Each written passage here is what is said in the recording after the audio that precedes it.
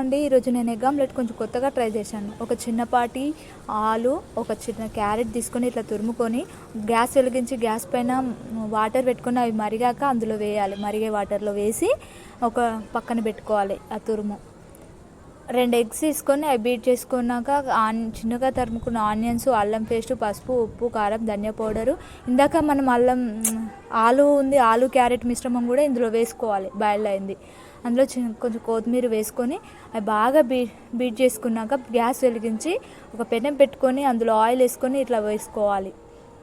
రౌండ్గా వేసుకోవాలి. ఎంతో హెల్తీగా టేస్టీగా ట్రై చేశాను. నాకైతే చాలా బాగా కుదిరింది. మీకు ఎలా కుదిరిందో ఒకసారి మా కామెంట్ రూపంలో తెలియజేయగలరు. పిల్లలైతే చాలా ఇష్టంగా తింటున్నారు మా పిల్లలు. నేను ఎప్పుడు ఇలానే ట్రై చేశాను. అంతే, ఎంతో tasty egg omelette ready. Subscribe my channel.